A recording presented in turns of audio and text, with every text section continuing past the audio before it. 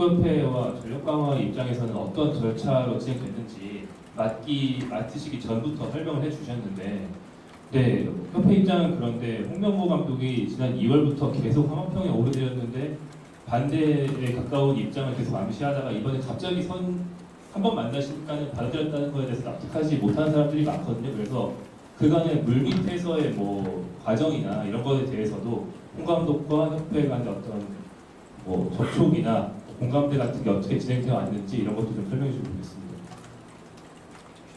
솔직하게 어떻게 제가 결정했는지 다 말씀드리겠습니다. 정말 한국 축구가 어떻게 가야 되는지 저 스스로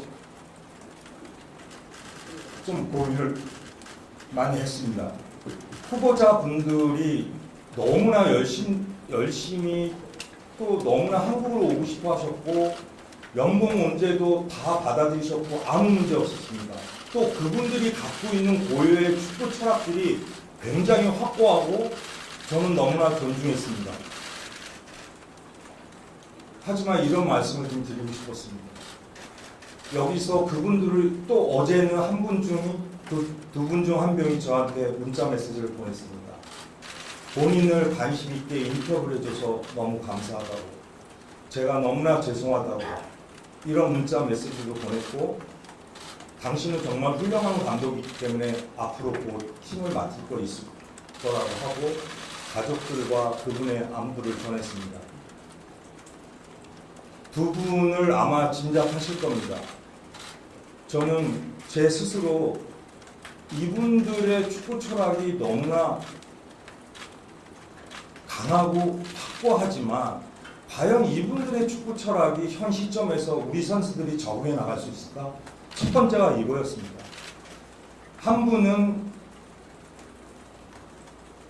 사실 우리가 벤투 감독 때처럼 빌드업을 통해서 미드필더에서 프로페셔널 하면서 기회 창출을 하려고 이 대표팀이 아직까지 해오고 있지 않습니까?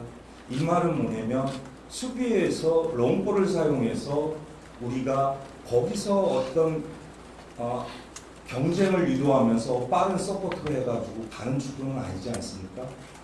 저는 이 부분이 잘못됐고 나쁘다가 아니고 과연 이게 한국 축구 우리 선수들한테 맞을까?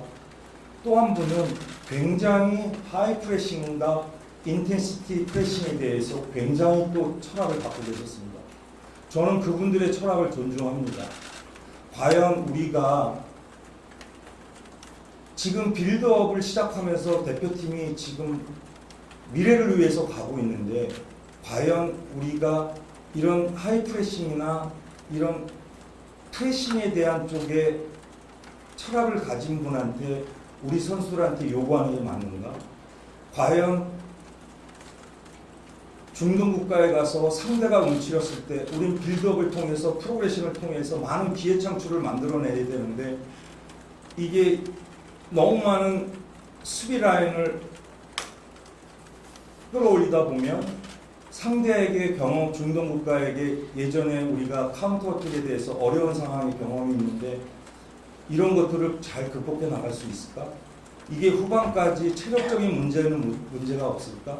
또 하나 이분들의 확고한 철학들이 지금 짧은 시간에 10일 동안 대표팀이 소집하는데 우리 선수들이 그분들의 철학을 완전히 이해하면서 경기력을 나갈 수 있을까?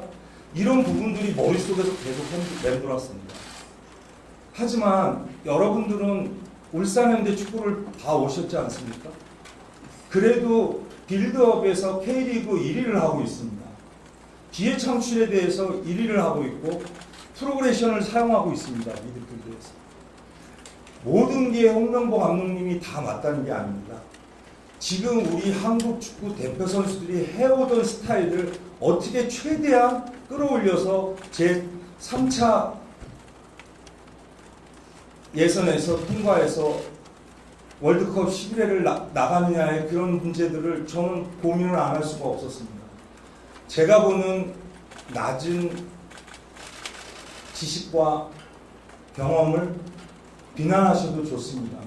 하지만 저 스스로가 우리 선수들이 어느 감독님을 만났을 때 지금 갖고 있는 것을 크게 변화를 주지 않으면서 통과할 수 있었을까? 저는 이 부분에 대해서 제 스스로가 결정을 했습니다. 이런 부분들이 잘못됐다고 하면 저는 당연히 저는 받아들이겠습니다. 하지만 제 스스로 이런 결정에 대해서 후회를 하고 싶은 마음은 없습니다. 근데 그걸 여쭤본 게 아닌데 그거는 이제 이 이사님의 결정 과정이고 홍 감독을 어떻게 설정하셨는지 그 전부터 어떤 과정이 있었는지를 홍 감독님을 제가 미리 제가 바로 이제 위원장으로서 이제 시작하게 됐지 않습니까? 그 당시에 바로 외국 감독을 바로 이제 유럽 출장을 하게 됐습니다. 들어와서 홍 감독님을 이제 만난 거죠. 그 전에는 제가 홍 감독님을 접촉할 때도 안 되고, 그 다음에 접촉할 위치도 아니었습니다. 그 아까 말씀하신 만나주실까 걱정을 좀 많이 하실 정도로 그 전까지는 전혀 호기심이 없었던 걸로 지금 저희가 알고 있습니다. 우리 마지막 질문으로 유충원 기자 하고 끝내겠습니다.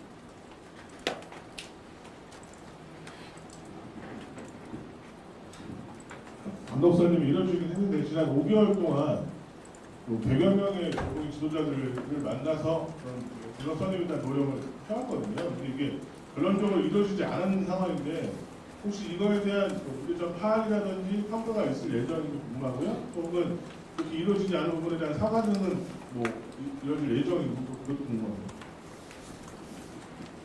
이루어진 거에 대한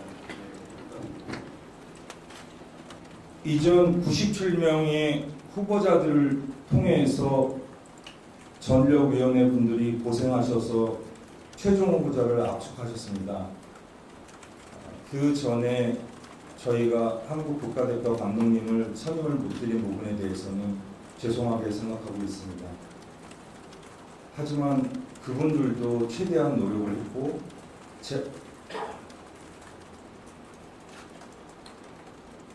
제가 지금 이 자리에서 그 부분이 어떤 부분이 이렇다 저렇다 하기에는 좀 어려운 것 같습니다. 제가 선임 일정 보고를 이렇게 전체적으로 드렸고요. 가장 중요한 것은 절차상에 문제가 없는 것이 중요하고요. 또 누군가가 얘기했을 때 뭔가 다른 것들이 있는 게 아니냐, 그거에 대해서는 좀 동의할 수 없고요. 회장님이 저에게 모든 권한을 주셨기 때문에 이번 감독 결정은 투명하게 절차대로 제 스스로가 결정을 했습니다. 마지막으로 백현 기자까지만 하고 마치도록 하겠습니다. 이제 막 주도하는 축구를 우리나라가 이제 시작을 했고 그것을 어울리는 감독을 판단을 하셨다고 했는데 그것을 아니 혼자 판단을 하신 거죠. 그리고 그 기간 동안 외국 감독은 철학을 익히는 것이 불가능하다고, 시간이 너무 짧은 거라고 혼자 판단을 하신 거죠. 네, 지금 이 3명의 후보자들의 결정은 제 판단에서 한 겁니다.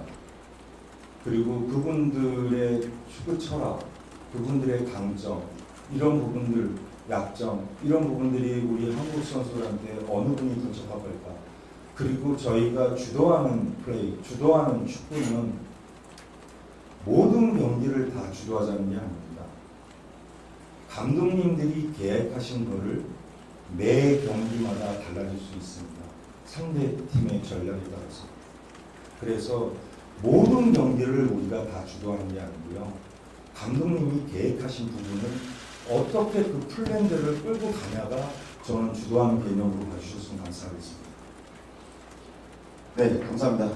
마지막으로 이사님 우리 울산 팬들, 축구 팬들에게, K리그 팬들에게 이 결정사항에 대해서 당부의 말씀, 부탁의 말씀 마치면서 들어보도록 하겠습니다. 처음에도 말씀드렸지만 우리 K리그 팬분들, 울산 팬분들, 또 울산 구단, 제가 입이라도 10개라도 할 말이 없습니다. 그래도 울산 구단에서 홍명보 감독님을 보내주시기로 약속했기에 너무나 감사드리고 죄송한 마음이 있습니다. 특히 울산 팬분들에게 다시 한번 사과의 말씀을 드리고 죄송하다는 말씀을 드리겠습니다.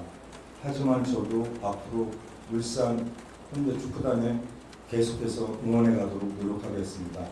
다시 한번 죄송하고 감사합니다. 네, 감사합니다. 이상으로 대한민국 축구대표팀 차기 감독 선임에 대한 기술발전위원회 브리핑을 마치도록 하겠습니다. 고생하셨습니다.